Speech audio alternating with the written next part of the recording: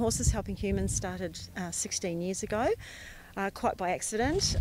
My background is show jumping and eventing, and I turned to what's called classes natural horsemanship 16 years ago after going through a double mastectomy and reconstruction and struggling with the anxiety that went with it. And once I started doing groundwork with some of the top horse trainers in the world of natural horsemanship, I noticed a complete change in the way I was being able to emotionally regulate. So I started to teach it to some local youth. Teachers were coming back going, what's happening with these children is they're sitting still, they're focusing. So youth services found out, and now 16 years down the track, we've had thousands of young people come through re-engagement back into school and study, not repeating offending anymore, domestic violence families, 3 business awards, and even a book. So it was all quite by accident, and I had phone calls from all around Australia from other youth services wanting the service in their community because of the outcomes we produce. And that's when I had to investigate licensing and how do I do that. And that's why I'm so blessed and lucky to have someone like Lisa on the Sunshine Coast representing Horses Helping Humans and opening the program here now. We have 40 acres here, and we're situated right on the Maroochy River, so it's a lovely peaceful environment for kids, people to come and visit, engage with their horses and learn some emotional regulation, relaxation, communication techniques by working with their horses. We're teaching it's based on professional horsemanship, ground skills.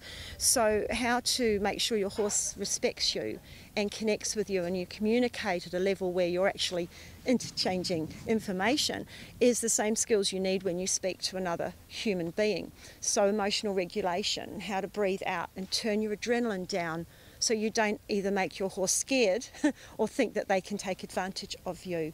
How to be conscious of where's your body language when you're speaking to anybody, because your body language will send the wrong information to someone's subconscious unless you're conscious that it's non-reactive, calm, relaxed and confident. We have had a lot of referrals this year through NDIS. We see more and more children coming to us with high anxiety. We're seeing children with challenges like ADHD, ASD, who are not functioning so well in mainstream classrooms because they're not good at reading other people's intentions, and they're not good at understanding how their behaviour comes across to other people. So these kids are learning a lot. They're learning about personal space, they're learning about boundaries, they're learning about how to respect themselves, how to respect the horses. They learn how to bring their own energy up to get their horse to do something with them, and then they also learn to bring their energy down. So a lot of these children that are struggling with that in schools, some of these kids really know how to turn their energy on and they don't know how to turn it off. So this is, the techniques through Sue's program is how we teach them to regulate themselves. And again, if the task is successful, the children can monitor their feedback by the horse's body language. A lot of the children who come here have never really had anything to do with the horse before. So a horse just the sheer size, the encounter is memorable as it is, and the children are often blown away just how gentle and how well the horses connect with them. So it is a really unique experience, and the children, they all leave here, just saying, I love it, we wish we could come back, we want to live here. So yeah, it's very positive in that way. And it's an absolute blessing now that we're doing work with veterans and helping with PTSD and educating that your body language actually controls the hormones that your brain produces. So when you stand a certain way, weight on the balls of your feet and your hands clenched in, you're actually starting to produce the fight and flight hormone. When you breathe out completely and stand the old-fashioned power pose with the weight on your heels and relax your belly, testosterone goes down by 25% and your stress hormone drops by 23%. So there's a lot of scientific evidence now on body language and hormone production. My wife found it online, being run on the Gold Coast for veterans, and it was something we're interested in as part of a holistic approach to our mental health journey. I suffer from high anxiety, hyper alertness and hypervigilance, and the course was really good at getting me to bleed off my adrenaline and lower my hypervigilance and my anxiety and be in a calm state. Everyone's a different personality, as we know. Once we understand our own temperament and understand we all have a different conditioned response to stress, some people get instantly angry, some people get instantly anxious, or some shut down.